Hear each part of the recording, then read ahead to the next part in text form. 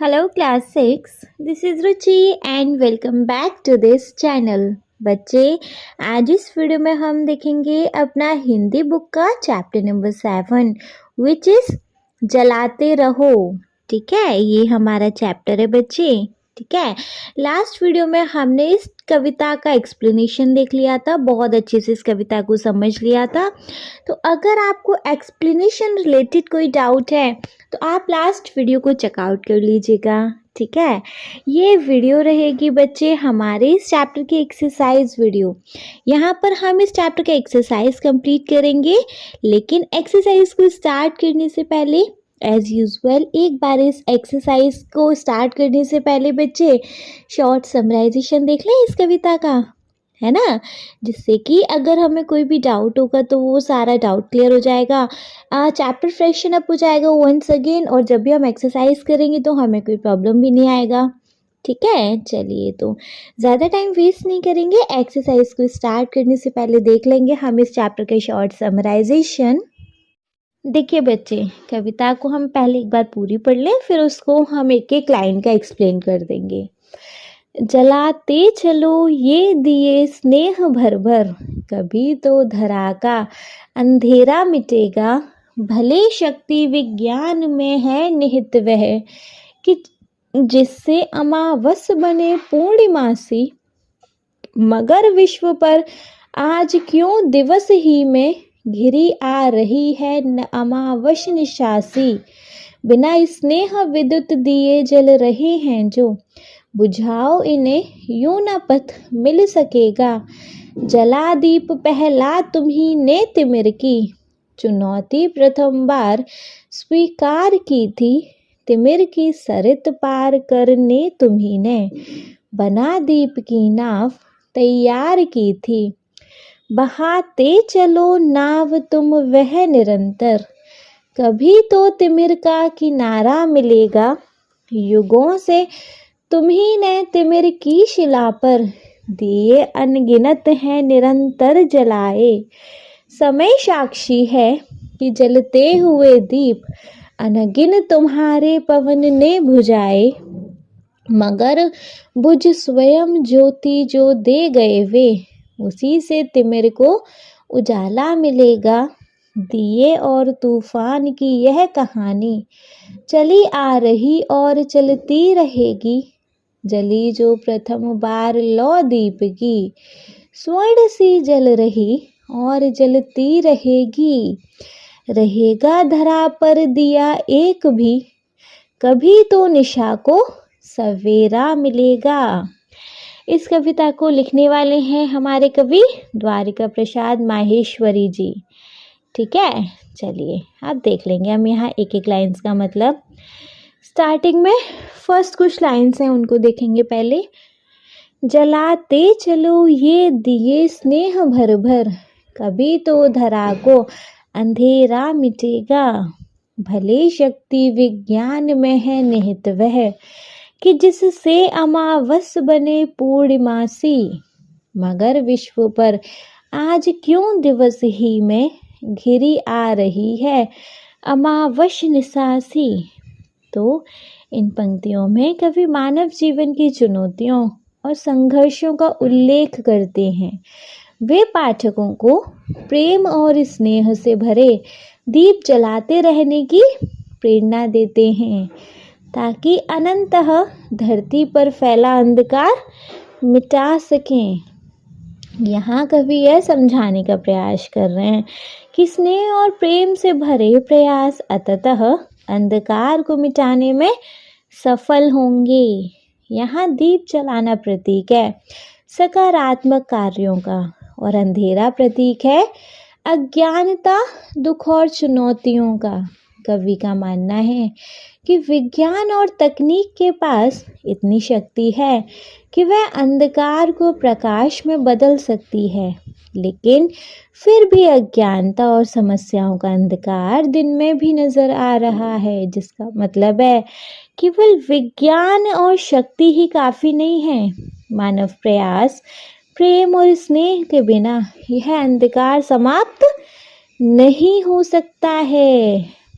ठीक है, उसके बाद नेक्स्ट है बिना स्नेह विद्युत दिए जल रहे जो, बुझाओ इन्हें यूं ना पथ मिल सकेगा। जला दीप पहला तुम्ही ने तिमिर की, चुनौती प्रथम बार स्वीकार की थी। तिमिर की सरित पार करने तुम्ही ने, बना दीप की नाव तैयार की थी। इन पंक्तियों में कवि यह समझा रहे हैं कि अगर स्नेह और प्रेम से भरे दीपक नहीं जलते हैं तो हमें सही मार्ग नहीं मिल सकेगा। कवि यह भी बताते हैं कि जो व्यक्ति सबसे पहले अंधकार में दीप जलाता है वह चुनौतियों का सामना करके दूसरों के लिए रास्ता बनाता है ना। यहाँ व्याख्या है। कवि यहाँ यह संदेश देते हैं कि बिना स्नेह और प्रेम के कार्य जलाने का कोई महत्व नहीं है। जब तक हमारे कार्यों में स्नेह और मानवता नहीं होगी तब तक सही मार्ग नहीं मिल सकेगा। कवि ने इस बात को गहराई से समझाया है कि जब कोई व्यक्ति सबसे पहले अंधकार में दीप जलाता है तो वह चुनौतियों को स्वीकार कर आगे बढ़ता है। ऐसा व्यक्ति अपने साहस और विश्वास से अंधकार की धारा को पार कर दूसरों के लिए एक मार्ग प्रशस्त करता है। दीपक की नाव तैयार करने का मतलब है कि वह अपने प्रयासों से अंधकार से लड़ने का एक तरीका खोजता है और दूसरों के लिए भी प्रेरणा बनता है। ठीक है, नेक्स्ट लाइन्स है, बहाते चलो नाव तुम वह निरंतर, कभी तो तिमिर का किनारा मिलेगा। युगों से तुम्ही ने तिमिर की शिला पर, दिए अनगिनत है निरंतर जलाए। समय साक्षी है कि जलते हुए दीप अनगिन तुम्हारे पवन ने बुझाए। तो यहाँ इन पंक्तियों में कवि पाठकों को निरंतरता और धैर्य की प्रेरणा देते हैं। वे यह बताते हैं कि जीवन की कठिनाइयों और अंधकार के बीच यदि हम प्रयास करते रहें तो एक दिन अवश्य किनारा मिलेगा। कवि यह भी स्वीकार करते हैं कि भले ही समय ने अंधकार में दीप जलाए हों फिर भी उन्हें बुझाने वाले तत्वों का सामना करना पड़ता है ना। इन लाइन्स का मतलब है कवि यहाँ यह संदेश देते हैं कि निरंतर प्रयास करते रहना चाहिए, भले ही परिस्थितियाँ कठिन क्यों ना हो। नाव बहाते चलो का मतलब है जीवन के संघर्षों को पार करते हुए आगे बढ़ते रहना। कवि यहाँ यह आशा व्यक्त करते हैं कि अंततः तिमिर का किनारा मिलेगा, यानी अंधकार समाप्त होगा। कवि यह भी दर्शाते हैं कि युगों से जो दीप जलाए गए हैं वे समय के साक्षी हैं, लेकिन जलते हुए दीपों को बुझाने वाली शक्तियाँ भी मौजूद हैं। इस प्रकार जीवन में संघर्ष और साहस का महत्वपूर्ण स्थान है और यह जरूरी है कि हम अपने प्रयासों को जारी रखें, भले ही अंधकार का सामना करना पड़े, है ना।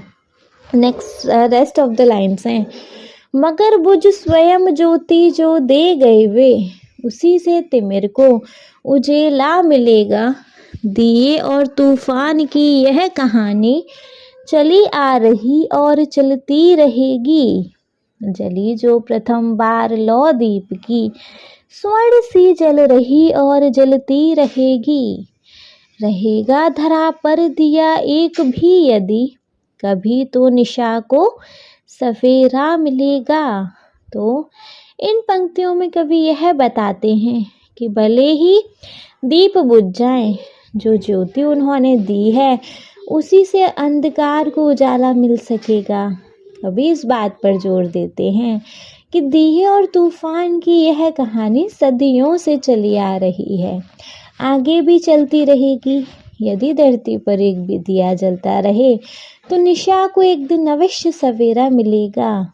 मतलब इन लाइन्स का कवि यह संदेश देते हैं कि जो दीप जलाए गए हैं वे अंधकार को मिटाने का कार्य करते हैं। दीपक की ज्योति भले ही बुझ जाए तभी वे अंधकार को उजाला देने की क्षमता रखते हैं। यह कहानी निरंतर चलती रहेगी। जिससे संघर्ष और साहस का महत्व प्रकट होता है। यदि धरती पर एक भी दिया जलता रहे तो रात के अंधकार में सवेरा आएगा। ठीक है बच्चे, अब क्योंकि इस चैप्टर का शॉर्ट समराइजेशन हमने देख लिया, तो चलिए फिर बारी आ जाती है इस चैप्टर की एक्सरसाइज की।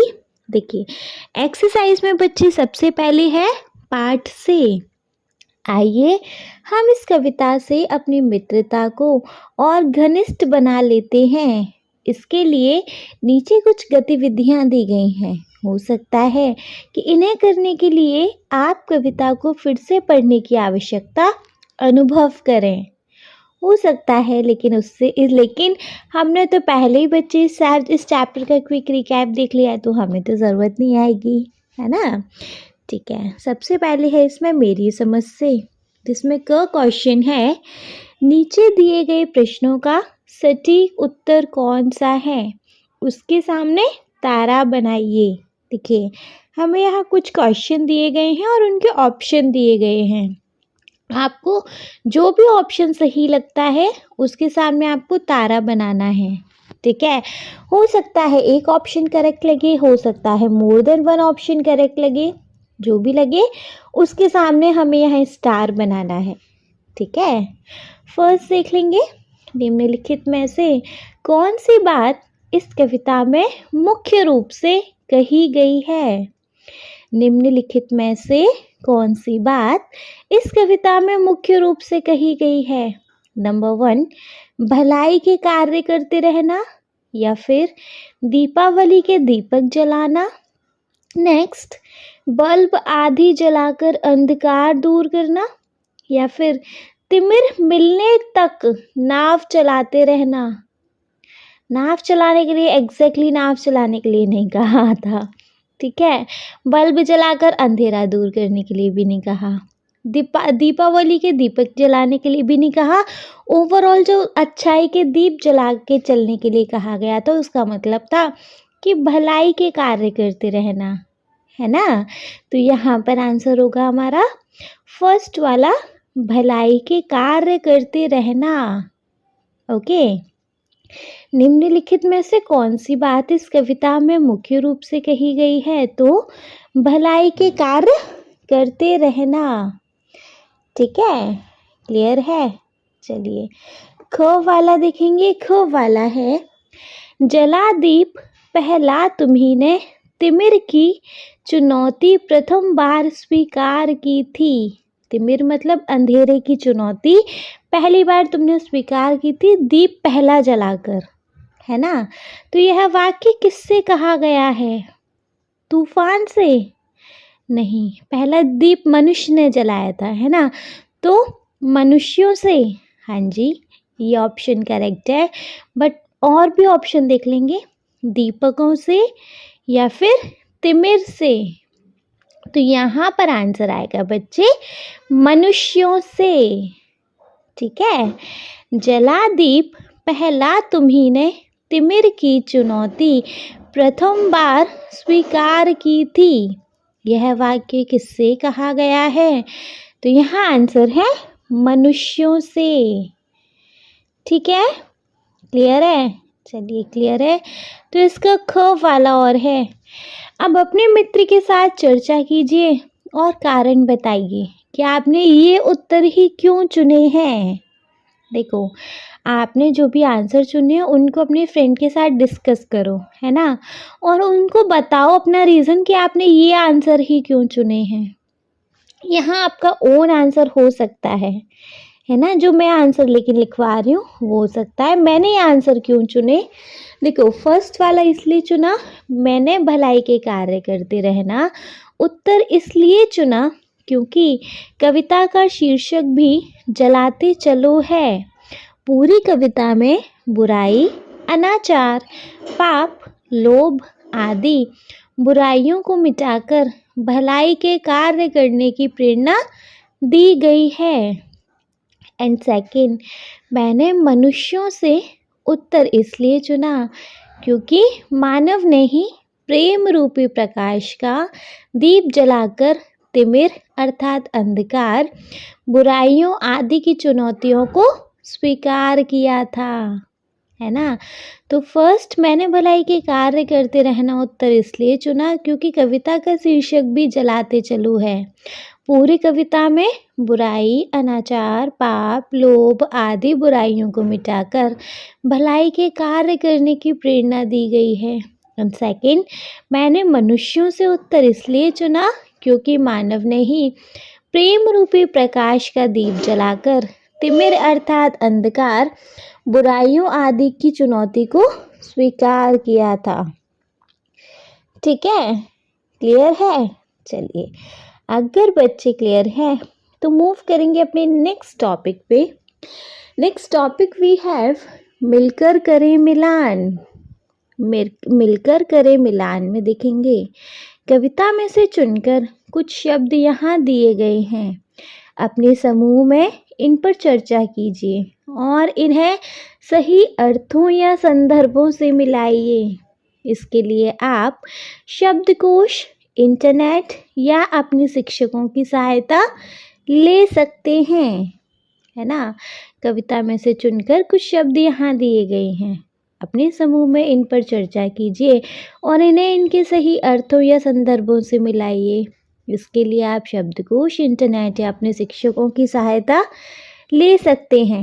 एक तरफ आपको बच्चे यहाँ शब्द दिए हैं एंड राइट हैंड साइड आपको यहाँ पे उनका मतलब दिया है, अर्थ या संदर्भ। तो उनको जी यहाँ मैच करना है। ठीक है, जैसे फर्स्ट है अमावस। अब अमावस का मतलब क्या होता है? वो काली अंधेरी रात टाइप, है ना। तो ऑप्शन में देखेंगे इसका बच्चे यहाँ पर फोर्थ वन करेक्ट हो सकता है। अमावस मतलब अमावस्या, जिस रात आकाश में चांद दिखाई नहीं देता, है ना। जिस रात घनघोर अंधेरा होता है उसी को तो अमावस की रात बोलते हैं, नहीं, है ना। तो इसका फोर्थ वन करेक्ट है अमावस्या, जिस रात आकाश में चंद्रमा दिखाई नहीं देता। ठीक है। सेकंड है हमारा पूर्णिमा। पूर्णिमा का फर्स्ट वन देखिए बच्चे, पूर्णिमा का फर्स्ट वन है पूर्णमासी। पूर्णमासी तो वह तिथि जिस रात चंद्रमा पूरा दिखाई देता है, जस्ट अमावस का उल्टा, है ना। तो पूर्णिमा का फर्स्ट वन करेक्ट है पूर्णमासी, वह तिथि जिस रात चंद्रमा पूरा दिखाई देता है। ठीक है, क्लियर है। थर्ड वन देखेंगे विद्युत दिए। विद्युत दिए मतलब वो बिजली से चलने वाले दिए, है ना। तो इसका देखो सेकंड वन चेक करो। विद्युत दिए अर्थात बिजली से चलने वाले दीपक, बल्ब आदि उपकरण। विद्युत दिए अर्थात बिजली से चलने वाले दीपक, बल्ब आदि उपकरण। ठीक है, क्लियर है। चलिए फोर्थ वाला है युग। युग मतलब एक समय, एक काल, है ना। तो इसका बच्चे आप थर्ड वन देखिए। युग मतलब समय, काल। युग संख्या में 4 माने गए हैं। सतयुग, त्रेता युग, द्वापर युग और कलयुग, है ना। समय, काल या युग संख्या में 4 माने गए हैं। सत्ययुग या सतयुग, त्रेता युग, द्वापर युग या कलयुग। ठीक है, क्लियर है बच्चे? बढ़िया से क्लियर है। चलिए, अगर बढ़िया से क्लियर है तो फर्स्ट सबसे पहले इनको वंस रीड कर लें। देखो फर्स्ट है अमावस। अमावस का बच्चे फोर्थ वन करेक्ट है। अमावस्या, जिस रात आकाश में चंद्रमा दिखाई नहीं देता। सेकंड है पूर्णिमा। पूर्णिमा तो पूर्णमासी, वह तिथि जिस रात चंद्रमा पूरा दिखाई देता है। नेक्स्ट थर्ड है विद्युत दिए। तो इसका सेकंड है विद्युत दिए अर्थात बिजली से चलने वाले दीपक, बल्ब आदि उपकरण। फोर्थ है युग। युग का समय, काल, युग संख्या में 4 माने गए हैं। सतयुग, त्रेता युग, द्वापर युग, अदरवाइज कलयुग। ठीक है, क्लियर है? बढ़िया से क्लियर है बच्चे। चलिए अगर बढ़िया से क्लियर है तो नेक्स्ट टॉपिक पे मूव करेंगे बच्चे। Next topic we have, next topic है बच्चे पंक्तियों पर चर्चा। इस टॉपिक में है कविता में से चुनकर कुछ पंक्तियां नीचे दी गई हैं, इन्हें ध्यान से पढ़िए और इन पर विचार कीजिए। आपको इनका क्या अर्थ समझ में आया? अपने विचार अपने समूह में साझा कीजिए और अपनी लेखन पुस्तिका में लिखिए, है ना। तो हमारी क्या पंक्तियां हैं? दिए और तूफान की यह कहानी चली आ रही और चलती रहेगी।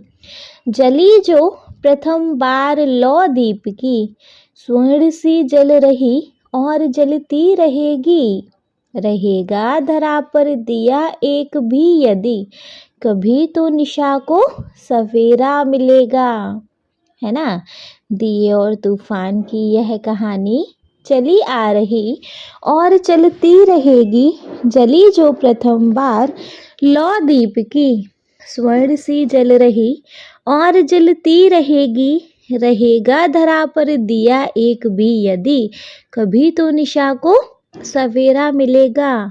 क्या मतलब है जी इन लाइंस का? देखो, दिए और तूफान की कहानी मतलब कि संघर्ष और एक तरीके से सक्सेस की कहानी हमेशा से चलती आ रही है।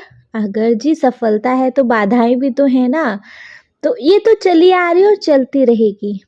और जो लौ मतलब जो एक दीपक जिसने पहली बार जलाया है वो स्वर्ण सा जलता है, वो सबको मोटिवेट करता रहेगा, है ना।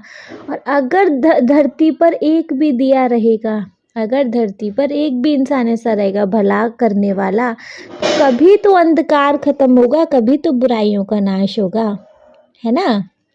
इसलिए यहाँ कवि का संदेश है कि संघर्ष और सफलता की यात्रा लगातार चलती रहती है। हमें निराशा या हतोत्साहित नहीं होना चाहिए, क्योंकि अगर एक दीपक भी जल रहा है तो मानवता का प्रकाश कायम रहेगा। प्रेम, बलिदान और ज्ञान के संदेश दुनिया में फैलेंगे और जीवन को अर्थ मिलेगा, है ना। कवि का संदेश है कि संघर्ष और सफलता की यात्रा लगातार चलती रहती है। हमें निराशा या हतोत्साहित नहीं होना चाहिए, क्योंकि अगर एक दीपक भी जल रहा है तो मानवता का प्रकाश कायम रहेगा। प्रेम, बलिदान और ज्ञान के संदेश दुनिया में फैलेंगे और जीवन को अर्थ मिलेगा। ठीक है, क्लियर है बच्चे बढ़िया से? चलिए अगर बढ़िया से क्लियर है तो नेक्स्ट वन पे मूव करेंगे हम अपने नेक्स्ट क्वेश्चन पे। नेक्स्ट क्वेश्चन सबसे पहले है नेक्स्ट टॉपिक जो कि है सोच विचार के लिए। सोच विचार के लिए कविता को एक बार फिर से पढ़िए, पता लगाइए और अपनी लेखन पुस्तिका में लिखिए। कविता को एक बार फिर से पढ़ो, पढ़ चुके हैं हम, अब बार बार नहीं पढ़ेंगे। क्या पता लगाना है क्वेश्चंस में देखेंगे। देखो फर्स्ट है, कविता में अंधेरे या तिमिर के लिए किन वस्तुओं के उदाहरण दिए गए हैं? कविता में अंधेरे या तिमिर के लिए किन वस्तुओं के उदाहरण दिए गए हैं? किस किस चीज़ का उदाहरण दिया है? देखो, अमावस का, निशा का, तिमिर की सरिता का, तिमिर की शिला का, पवन का या तूफान का, है ना। अमावस, निशा, तिमिर की सरिता, तिमिर की शिला, पवन या तूफान का, है ना। कविता में अंधेरे या तिमिर के लिए किस स्थिति के उदाहरण दिए गए हैं? तो अमावस, निशा, तिमिर की सरिता, तिमिर की शिला, पवन या तूफान। ठीक है। सेकंड क्वेश्चन है बच्चे, यह कविता आशा और उत्साह जगाने वाली कविता है। इसमें क्या आशा की गई है और यह आशा क्यों की गई है?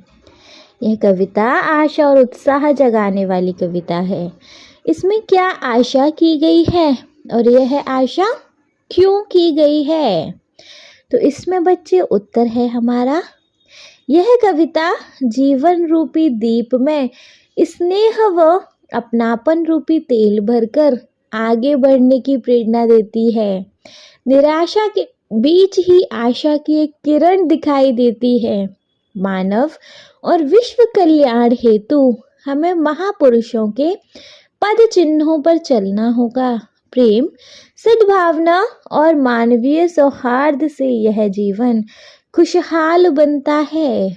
नई पीढ़ी इतिहास में हुए महान लोगों से प्रेरणा लेकर एक सुंदर भविष्य की नींव रखेगी।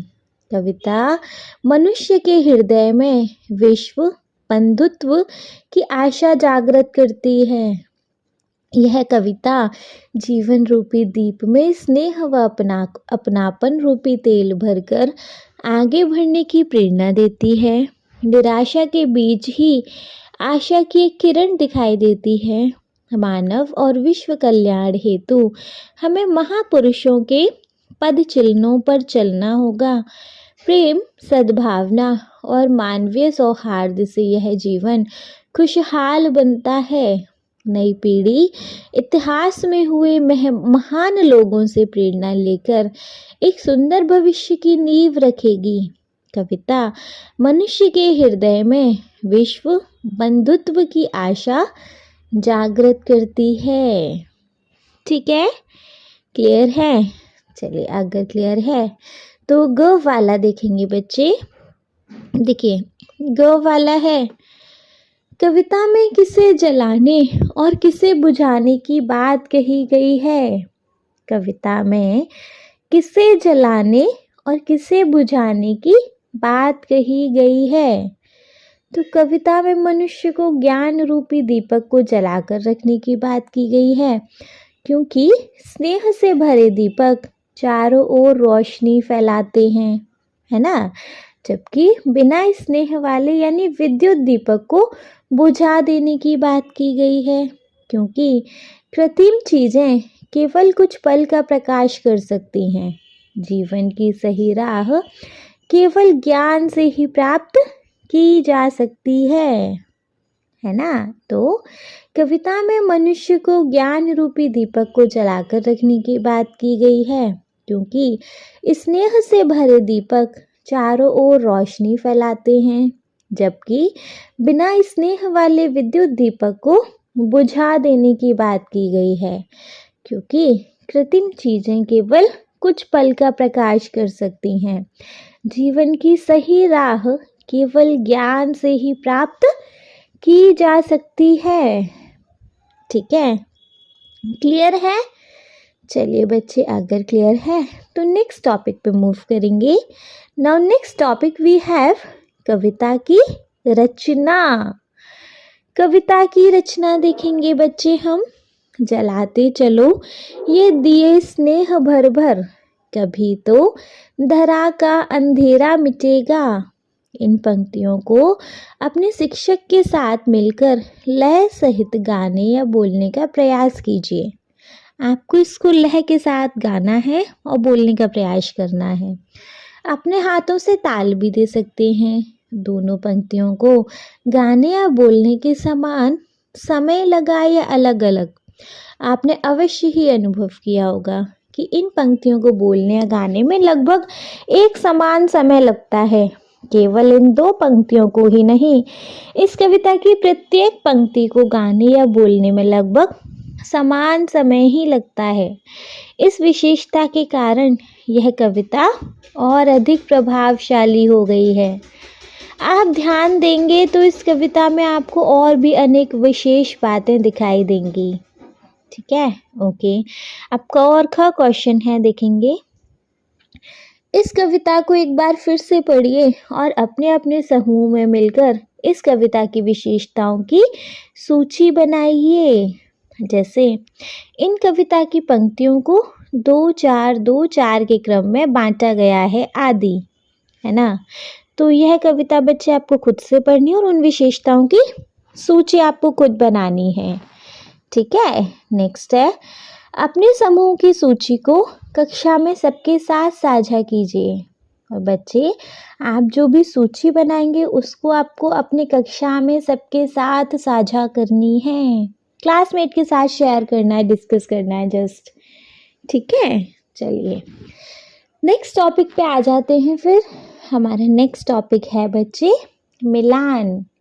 स्तंभ 1 और स्तंभ 2 में कुछ पंक्तियां दी गई हैं। मिलते जुलते भाव वाली पंक्तियों को रेखा खींचकर जोड़िए। स्तंभ 1 और स्तंभ 2 में कुछ पंक्तियां दी गई हैं। मिलते जुलते भाव वाली पंक्तियों को रेखा खींचकर जोड़िए। कर लेंगे बच्चे। देखो स्तंभ 1 और स्तंभ 2 में एक जैसी कुछ पंक्तियां हैं। फाइन, देख लेंगे। सबसे पहली है, कभी तो तिमिर का किनारा मिलेगा। कभी तो तिमिर को किनारा मिलेगा। इसको बच्चे हम मैच किससे करेंगे? इसको हम मैच करेंगे थर्ड वाली स्तंभ 2 में। विश्व की समस्याओं से एक ना एक दिन छुटकारा अवश्य मिलेगा। विश्व की समस्याओं से एक ना एक दिन छुटकारा अवश्य मिलेगा। कभी तो तिमिर को किनारा मिलेगा का थर्ड वन ऑप्शन है। विश्व की समस्याओं से एक ना एक दिन छुटकारा अवश्य मिलेगा। सेकंड है, जलाते चलो ये दिए स्नेह भर भर। जलाते चलो ये स्नेह दिए स्नेह भर भर। तो इसका बच्चे फोर्थ वन करेक्ट है। दूसरों के सुख चैन के लिए प्रयास करते रहिए। दूसरों के सुख चैन के लिए प्रयास करते रहिए। थर्ड वन है, मगर विश्व पर आज क्यों दिवस ही में घिरी आ रही है अमावस निसासी। मगर विश्व पर आज क्यों दिवस ही में घिरी आ रही है अमावस निसासी। तो बच्चे इसका फर्स्ट वन करेक्ट है। विश्व की भलाई का ध्यान रखते बिना प्रगति करने से कोई लाभ नहीं होगा।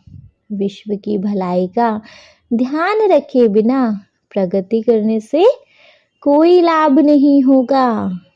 फोर्थ वन है, बिना स्नेह विद्युत दिए जल रहे जो, बुझाओ इन्हें यूं न पथ मिल सकेगा। बिना स्नेह विद्युत दिए जल रहे जो, बुझाओ इन्हें यूं न पथ मिल सकेगा। तो बच्चे इसका फर्स्ट वन करेक्ट है। विश्व की भलाई का ध्यान रखे बिना प्रगति करने से नहीं, सॉरी, इसका सेकंड वन करेक्ट है। विश्व की सुख शांति क्यों कम होती जा रही है। विश्व में सुख शांति क्यों कम होती जा रही है।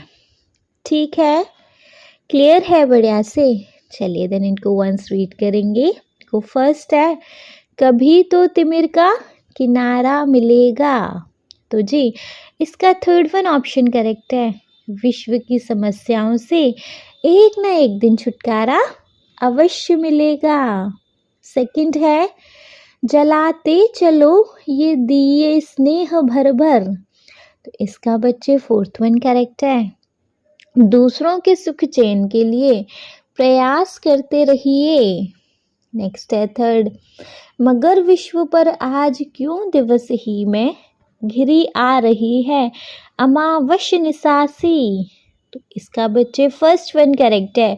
विश्व की भलाई का ध्यान रखे बिना प्रगति करने से कोई लाभ नहीं होगा। फोर्थ वन है, बिना स्नेह विद्युत दिए जल रहे जो, बुझाओ इन्हें यूं न पथ मिल सकेगा।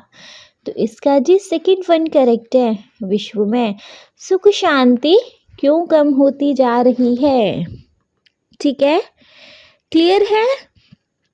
चलिए अगर क्लियर है बच्चे तो नेक्स्ट क्वेश्चन पे मूव करेंगे। मतलब सबसे पहले अब नेक्स्ट टॉपिक है अनुमान या कल्पना से। अनुमान या कल्पना से। ठीक है, नेक्स्ट टॉपिक है अपने समूह में मिलकर चर्चा कीजिए। कर लेंगे। को वाला है, दिए और तूफान की यह कहानी चली आ रही और चलती रहेगी। दिए और तूफान की यह कहानी चली आ रही और चलती रहेगी। दीपक और तूफान की कौन सी कहानी हो सकती है जो सदा से चली आ रही है? बताइए जी कि दीपक और तूफान की कौन सी कहानी हो सकती है जो सदा से चली आ रही है? ठीक है, तो यहाँ आंसर लिखेंगे हम अपना। देखिए बच्चे, यहाँ हम अपना आंसर लिख सकते हैं। दिए और तूफान की कहानी से अभिप्राय अमीर गरीब, सत्य असत्य, हिंसा अहिंसा, पाप पुण्य आदि अच्छाई और बुराई से है। दीपक का जलना कठिन जीवन के साहस का प्रतीक है, जबकि तूफान बाहरी चुनौतियों और संघर्षों का प्रतीक है। यह कहानी यह दिखाती है कि जीवन में चाहे कितनी भी कठिनाइयां क्यों न आए, दीपक अर्थात ज्ञान या आत्मविश्वास हमेशा जलता रहेगा और तूफान अर्थात चुनौतियों को मिटाता रहेगा। जीवन में अच्छा और बुरा दोनों ही समय आता है, लेकिन अंत में केवल सत्य और अच्छाई की जीत होती है ना। दिए और तूफान की कहानी से अभिप्राय है अमीर गरीब, सत्य असत्य, हिंसा अहिंसा, पाप पुण्य आदि अच्छाई और बुराई से है। दीपक का जलना जीवन के साहस का प्रतीक है, जबकि तूफान बाहरी चुनौतियों और संघर्षों का प्रतीक है। यह कहानी यह दिखाती है कि जीवन में चाहे कितनी भी कठिनाइयां क्यों न आए, दीपक अर्थात ज्ञान या आत्मविश्वास हमेशा जलता रहेगा और तूफान अर्थात चुनौतियों को मिटाता रहेगा। जीवन में अच्छा और बुरा दोनों ही समय आता है, लेकिन अंत में केवल सत्य और अच्छाई की जीत होती है। ठीक है, क्लियर है? चलिए दिन खो वाला देखेंगे। जली जो प्रथम बार लौ दीप की, स्वर्ण सी जल रही और जलती रहेगी। जली जो प्रथम बार लौ दीप की, स्वर्ण सी जल रही और जलती रहेगी। दीपक के सोने जैसी लौ क्या हो सकती है जो अनगिनत सालों से जल रही है? बताइए कि दीपक की यह सोने जैसी लौ क्या हो सकती है जो अनगिनत सालों से जल रही है? तो यहाँ पर हम आंसर लिख सकते हैं। दीपक की यह सोने जैसी लौ आशा और उम्मीद का प्रतीक है। यह लौ अनगिनत सालों से जल रही है। हमारा जीवन अच्छे भविष्य की आशा का सहारा लेकर ही चलता है। यदि किसी कारणवश किसी की आशा और उम्मीद समाप्त हो जाए, तो वह व्यक्ति सकारात्मक विचारों को छोड़कर निराशावादी बन जाता है। ऐसा व्यक्ति मानसिक और शारीरिक रूप से कमजोर हो जाता है। इसलिए सभी के जीवन में आशा और उम्मीद की लौ जलाना और जलना दोनों आवश्यक है, चाहे वह लौ मंद ही मंद जले। ठीक है, तो दीपक की यह सोने जैसी लौ आशा और उम्मीद का प्रतीक है। यह लौ अनगिनत सालों से जल रही है।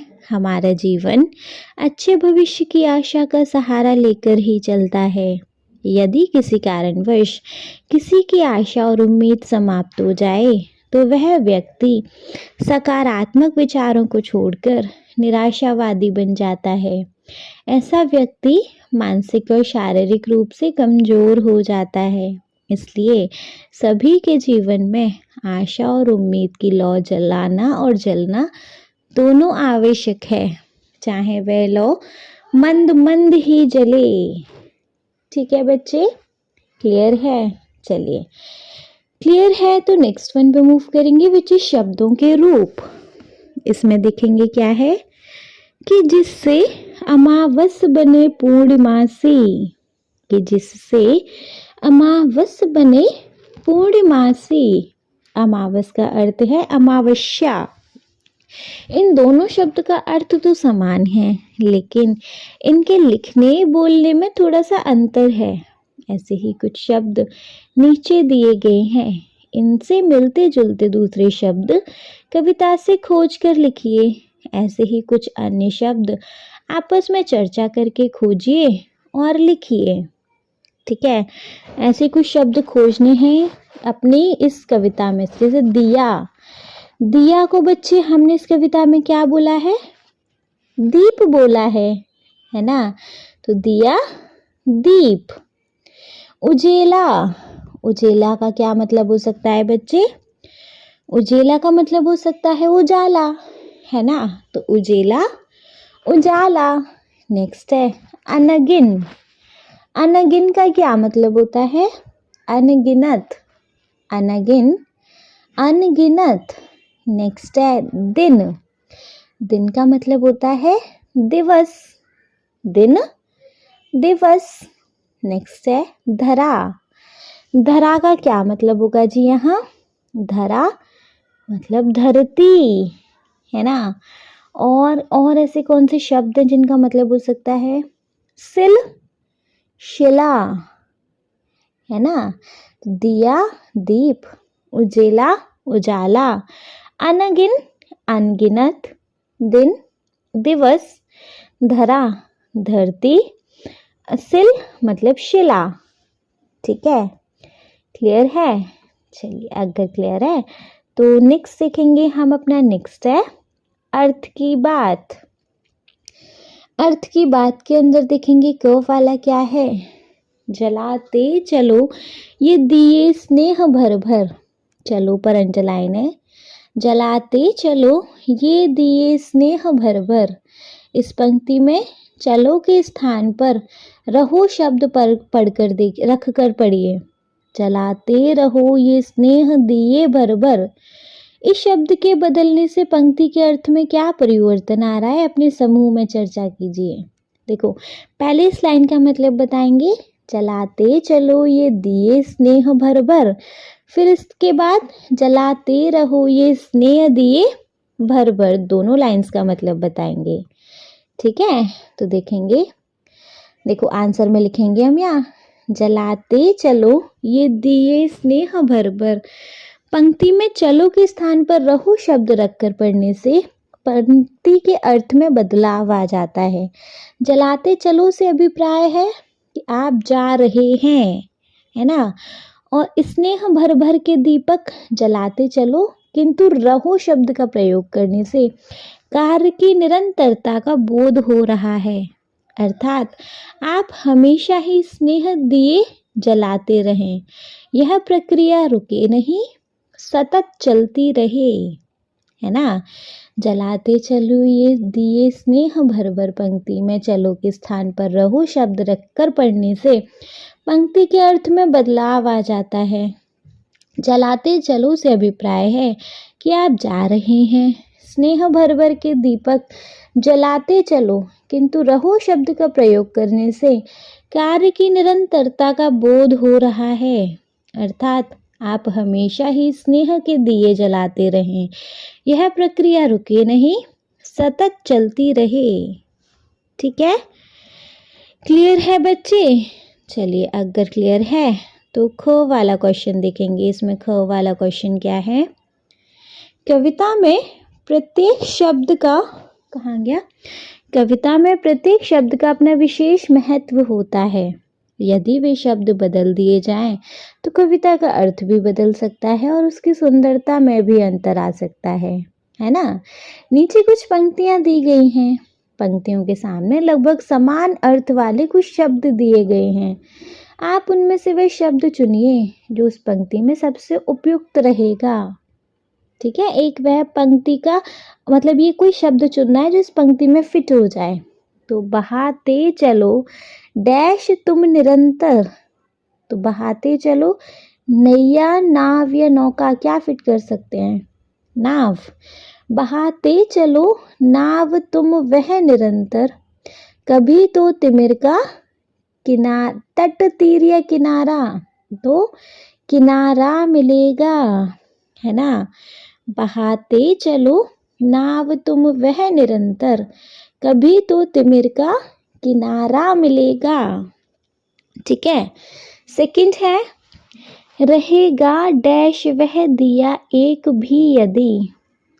तो रहेगा धरा, धरा पर, धरती पर या भूमि पर। रहेगा धरा पर दिया एक भी यदि, धरा फिट हो रहा है। कभी तो निशा को प्रातः मिलेगा, सुबह मिलेगा या सवेरा मिलेगा। यहाँ लिखेंगे सवेरा मिलेगा, है ना। तो रहेगा धरा पर दिया एक भी यदि, कभी तो निशा को सवेरा मिलेगा, है ना। रहेगा धरा पर दिया एक भी यदि, कभी तो निशा को सवेरा मिलेगा। थर्ड वन है, जला दीप पहला तुम्ही ने डैश की, चुनौती डैश बार स्वीकार की थी। तो जला दीप पहला तुम्ही ने तिमिर की, चुनौती डैश बार स्वीकार की थी। तो इसमें हम प्रथम फिट करेंगे, चुनौती प्रथम बार स्वीकार की थी, है ना। तो जला दीप पहला तुम्ही ने तिमिर की, चुनौती प्रथम बार स्वीकार की थी। ठीक है, क्लियर है। चलिए देन वंस इसको एक बार रीड करें। देखो फर्स्ट वाला है, बहाते चलो डैश तुम वह निरंतर, कभी तो तिमिर का डैश मिलेगा। तो बहाते चलो नाव तुम वह निरंतर, कभी तो तिमिर का किनारा मिलेगा, है ना। सेकंड है, रहेगा डैश पर दिया एक भी यदि, कभी तो निशा को डैश मिलेगा। तो रहेगा धरा पर दिया एक भी यदि, कभी तो निशा को सवेरा मिलेगा। थर्ड है, जला दीप पहला तुम्ही ने डैश की, चुनौती डैश बार स्वीकार की थी। तो जला दीप पहला तुम्ही ने तिमिर की, चुनौती प्रथम बार स्वीकार की थी। ठीक है, क्लियर है, बढ़िया से क्लियर है बच्चे। चलिए अगर बढ़िया से क्लियर है तो नेक्स्ट टॉपिक पे मूव करेंगे। नेक्स्ट टॉपिक है हमारा अर्थ की बात के बाद आ जाता है जी प्रतीक। प्रतीक में क्या है, कभी तो निशा को सवेरा मिलेगा। निशा का अर्थ है रात, सवेरा का अर्थ है सुबह। ठीक है, आपने अनुभव किया होगा कि कविता में इन दोनों शब्दों का प्रयोग रात और सुबह के लिए नहीं किया गया। अपने समूह में चर्चा करके पता लगाइए कि निशा और सवेरा का इस कविता में क्या क्या अर्थ हो सकता है। जैसे हिंट दिया है, निशा से जुड़ा है अंधेरा और सवेरे से जुड़ा है उजाला, है ना। तो निशा और सवेरा का जी यहाँ क्या क्या मतलब है। देखो, निशा अर्थात अंधेरे का यहाँ मतलब है यह जीवन में आने वाली कठिनाइयों, संघर्ष और समस्याओं का प्रतीक हो सकता है। यह है निराशा, दुख, यह जीवन में आने वाली कठिन घड़ियों का भी प्रतिनिधित्व कर सकता है। सवेरा, यह उम्मीद, नई शुरुआत और सकारात्मक का प्रतीक हो सकता है। यह सफलता, समाधान और जीवन में आने वाली खुशियों का भी संकेत कर सकता है ना। तो निशा, यह जीवन में आने वाली कठिनाइयों, संघर्ष और समस्याओं का प्रतीक हो सकता है। यह निराशा, दुख, यह जीवन में आने वाली कठिन घड़ियों का भी प्रतिनिधित्व कर सकता है। सवेरा, यह उम्मीद, नई शुरुआत और सकारात्मकता का प्रतीक हो सकता है। यह सफलता, समाधान और जीवन में आने वाली खुशियों का भी संकेत कर सकता है। ठीक है, क्लियर है बढ़िया से। चलिए देन अगर क्लियर है तो नेक्स्ट क्वेश्चन मतलब इसका ख वाला है जिस पे मूव करेंगे। कविता में से चुनकर कुछ शब्द नीचे दिए गए हैं, अपने समूह में मिलकर इन पर चर्चा कीजिए और इन्हें उपयुक्त स्थान पर लिखिए। कविता में से चुनकर कुछ शब्द नीचे दिए गए हैं, अपने समूह में मिलकर इन पर चर्चा कीजिए और इन्हें उपयुक्त स्थान पर लिखिए। जैसे देखो, दिए को आप किस में फिट कर सकते हैं, सवेरा या निशा में।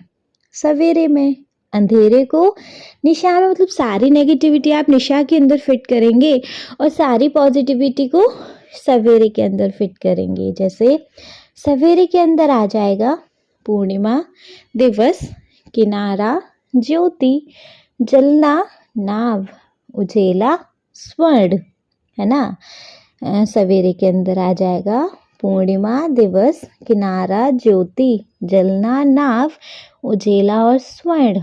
निशा के अंदर आ जाएगा शिला, अंधेरा, अमावस, तूफान, दिए, तिमिर, बुझना और लौ। निशा के अंदर आ जाएगा शिला, अंधेरा, अमावस, तूफान, दिए, तिमिर, बुझना और लौ। ठीक है, क्लियर है बढ़िया से। चलिए देन ग वाले पे मूव करेंगे। ग वाला है अपने समूह में मिलकर निशा और सवेरा के लिए कुछ और शब्द सोचिए और लिखिए। अपने समूह में मिलकर निशा और सवेरा के लिए कुछ और शब्द सोचिए और लिखिए। कुछ और शब्द सोचने और लिखने निशा और सवेरा के लिए। जैसे हमें एक हिंट दिया है, नीचे दिए गए चित्र देखिए और इन पर विचार कीजिए। ठीक है, क्लियर है।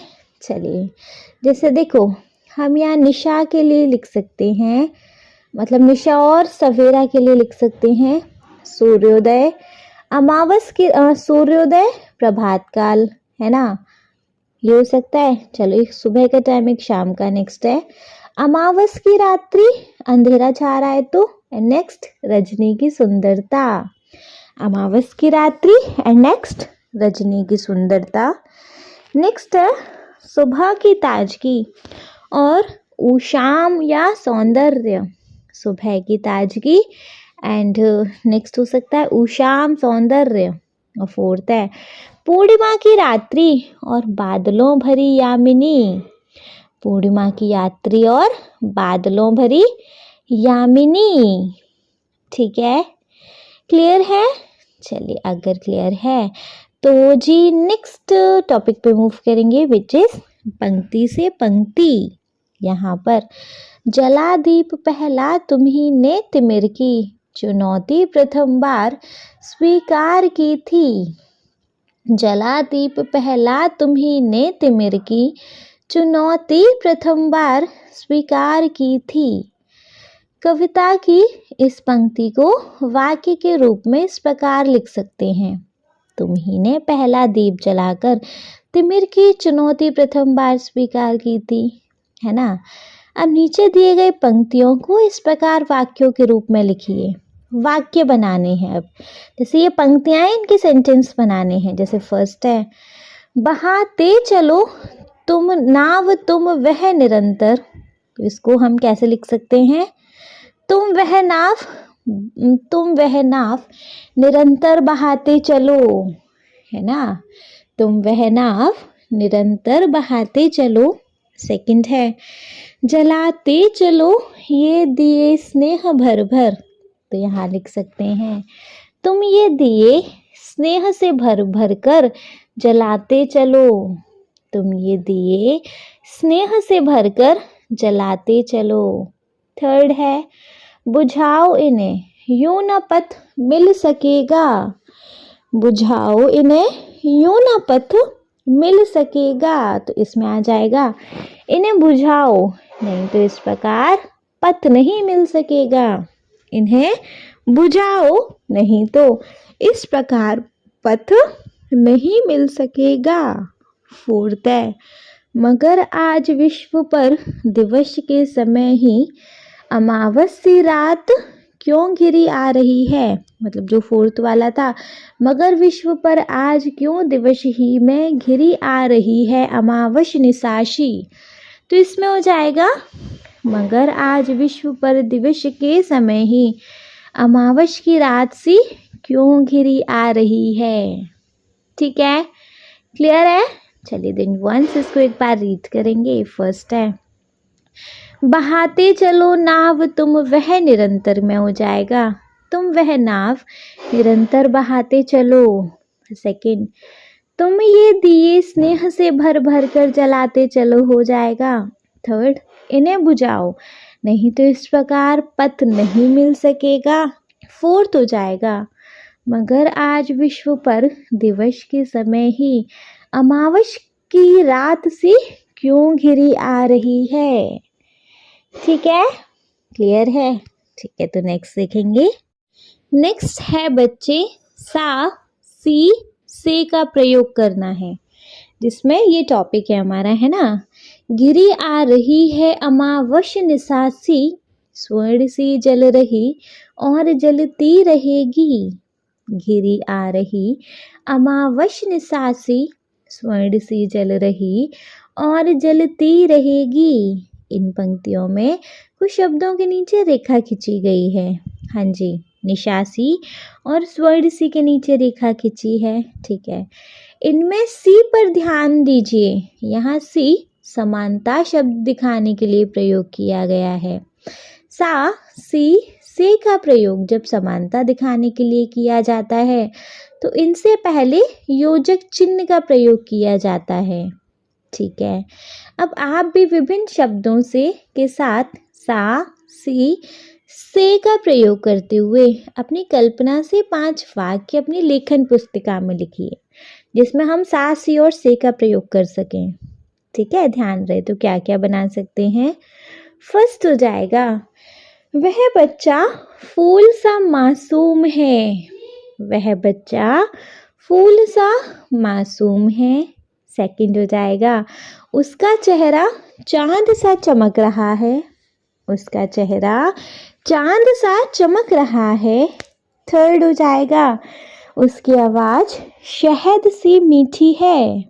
उसकी आवाज़ शहद सी मीठी है। फोर्थ हो जाएगा, वह व्यक्ति पर्वत सा अडिग है। वह व्यक्ति पर्वत सा अडिग है। फिफ्थ हो जाएगा, नदी का पानी आईने सा साफ है। नदी का पानी आईने सा साफ है। तो क्या क्या बने, वह बच्चा फूल सा मासूम है। सेकंड, उसका चेहरा चांद सा चमक रहा है। थर्ड, उसकी आवाज़ शहद सी मीठी है। फोर्थ, वह व्यक्ति पर्वत सा अडिग है। फिफ्थ, नदी का पानी आईने सा साफ है। ठीक है, क्लियर है, बढ़िया से क्लियर है नहीं। चलिए, अगर बच्चे बढ़िया से क्लियर है तो नेक्स्ट टॉपिक पे मूव करेंगे। बच्चे नेक्स्ट टॉपिक है पार्ट से आगे में आ जाते हैं अब। ठीक है, पार्ट से आगे में जो हमारा टॉपिक है वो है आपकी बात। तो कब वाला है, रहेगा धरा पर दिया एक भी यदि, कभी तो निशा को सवेरा मिलेगा।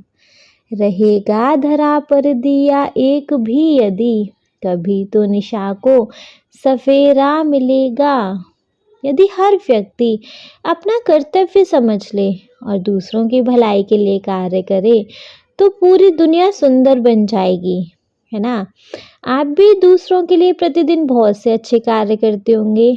अपने उन कार्यों के बारे में बताइए। आप दूसरों के लिए कुछ अच्छे काम करते होंगे ना, तो उनके बारे में बताना है। ठीक है, या आप खुद करेंगे। ख है, इस कविता में निराश न होने, चुनौतियों का सामना करने और सबके सुख के लिए कार्य करने के लिए प्रेरित किया गया है। यदि आपको अपने किसी मित्र को निराश न होने के लिए प्रेरित करना है तो आप क्या करेंगे, क्या कहेंगे, क्या समूह में बताइए। देखो, अपने फ्रेंड को डिमोटिवेट नहीं होने देना, उसके लिए आप क्या करेंगे बताइए, अपने ग्रुप में बताना है। ठीक है। ग है, क्या आपको कभी किसी ने कोई कार्य करने के लिए प्रेरित किया है? कब, कैसे, उस घटना के बारे में बताइए। आपको किसी ने मोटिवेट किया हो कोई काम करने के लिए, है ना, तो उसको यहाँ पर डिस्कस करना है, आप खुद करेंगे। चलिए, नेक्स्ट टॉपिक है अमावस और पूर्णिमा। अमावस और पूर्णिमा में देखेंगे क्या है। क वाला है, भले शक्ति विज्ञान में है निहित वह, कि जिससे अमावस बने पूर्णिमासी। भले शक्ति विज्ञान में है निहित वह, कि जिससे अमावस बने पूर्णिमासी। आप अमावस और पूर्णिमा के बारे में पहले ही पढ़ चुके हैं। क्या आप जानते हैं कि अमावस और पूर्णिमा के होने का क्या कारण है? आप आकाश में रात को चंद्रमा अवश्य दिखते होंगे। क्या चंद्रमा प्रतिदिन एक सा दिखाई देता है? नहीं, चंद्रमा घटता बढ़ता दिखाई देता है। आइए जानते हैं कि ऐसा किससे होता है। आप जानते ही हैं कि चंद्रमा पृथ्वी की परिक्रमा करता है, जब पृथ्वी सूर्य की जबकि पृथ्वी सूर्य की करती है। आप यह भी जानते हैं कि चंद्रमा का अपना कोई प्रकाश नहीं होता, वह सूर्य के प्रकाश से ही चमकता है। चंद्रमा की कला धीरे धीरे बढ़ती रहती है और पूर्णिमा की रात चंद्रमा पूरा दिखने लगता है। इसके बाद कला धीरे धीरे घटती रहती है और चंद्रमा कहाँ गया? हाँ जी, और अमावस वाली रात चंद्रमा दिखाई ही नहीं देता। चंद्रमा की कलाओं के घटने के दिनों को कृष्ण पक्ष कहते हैं। कृष्ण पक्ष शब्द का एक अर्थ काला भी है। इस प्रकार चंद्रमा की कलाओं के घटने के दिनों को शुक्ल पक्ष कहते हैं। शुक्ल पक्ष का एक अर्थ उजाला भी है। ठीक है, यहाँ पर हमें चंद्रमा का इमेज भी दिया गया है। फाइन, ख है। अब नीचे दिए गए चित्र में अमावस, पूर्णिमा, कृष्ण पक्ष और शुक्ल पक्ष को पहचानिए और ये उपयुक्त स्थानों पर लिखिए। यदि पहचानने में कठिनाई हो तो आप अपने शिक्षक, परिजनों या इंटरनेट की सहायता भी ले सकते हैं। ठीक है, क्लियर है? कर लेंगे आप इसको खुद? चलिए खुद कर लेंगे। तो नेक्स्ट टॉपिक पे मूव करेंगे जी। नेक्स्ट टॉपिक है तिथि पत्र। अपने तिथि पत्र अवश्य देखा होगा, दैट मीन्स कैलेंडर। उसमें साल के सभी महीनों की तिथियों की जानकारी दी जाती है। नीचे तिथि पत्र के एक महीने का पेश दिया गया है, इसे ध्यान से देखिए और प्रश्नों के उत्तर दीजिए। देखो, जनवरी 2023 का दिया है। ठीक है, अब क्वेश्चन के आंसर करेंगे। दिए गए महीने में कुल कितने दिन हैं? जनवरी में 31 दिन होते हैं, तो इस महीने में कुल 31 दिन हैं। ख है, पूर्णिमा और अमावस किस दिनांक और वार को पड़ रही है? पूर्णिमा बच्चे 6 तारीख को और अमावस 31 तारीख को पड़ रही है। ठीक है। ग है, कृष्ण पक्ष की सप्तमी और शुक्ल पक्ष की सप्तमी में कितने दिनों का अंतर है? तो कृष्ण पक्ष की सप्तमी 14 तारीख को, शुक्ल पक्ष की सप्तमी 28 तारीख को है। दोनों में 14 दिनों का अंतर है। घ है, इस महीने में कृष्ण पक्ष में कुल कितने दिन हैं?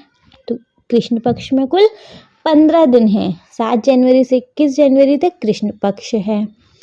नेक्स्ट है ड, बसंत पंचमी की तारीख बताइए। तो बसंत पंचमी यहाँ 26 तारीख को है। ठीक है, क्लियर है। चलिए नेक्स्ट है, आज की पहेली। समय साक्षी है कि जलते हुए दीप अनगिन तुम्हारे पवन ने बुझाए। पवन शब्द का अर्थ होता है हवा। नीचे एक जाल दिया गया है, अक्षर जाल। इसमें पवन के लिए उपयोग किए जाने वाले अनेक नाम या शब्द छिपे हैं। आपको उन्हें खोजकर उन पर घेरा बनाना है, जैसे एक पहले से हमने बनाकर दिया है। देखते हैं आप कितने सही नाम या शब्द खोज पाते हैं। देखो, पवन हवा हो सकता है ना, और क्या हो सकता है? अनिल हो सकता है, समीर हो सकता है, वायु हो सकता है, पवन हो सकता है। पवन, समीर, हवा, वायु, अनिल। यहाँ बच्चे मैं स्क्रीनशॉट लगा दूंगी, प्लीज़ आप देख लीजिएगा। इसके बाद तो चैप्टर ख़त्म। चैप्टर में कुछ है नहीं, इसके साथ हो गया बच्चे हमारे इस चैप्टर का दी एंड। एक्सप्लेनेशन और एक्सरसाइज दोनों कंप्लीट हो गई हैं। आई होप बच्चे ये वीडियो आपको बहुत अच्छे से समझ आ गई होगी, चैप्टर अच्छे से क्लियर हो गया होगा। अगर चैप्टर अच्छे से क्लियर हो गया तो बच्चे आप इस वीडियो को एक लाइक करेंगे, चैनल को सब्सक्राइब तो ज़रूर ही करेंगे, और आपके जिन फ्रेंड्स के लिए वीडियो हेल्पफुल है उनको इस वीडियो को उठा के शेयर कर देंगे आप। Okay, thank you so much.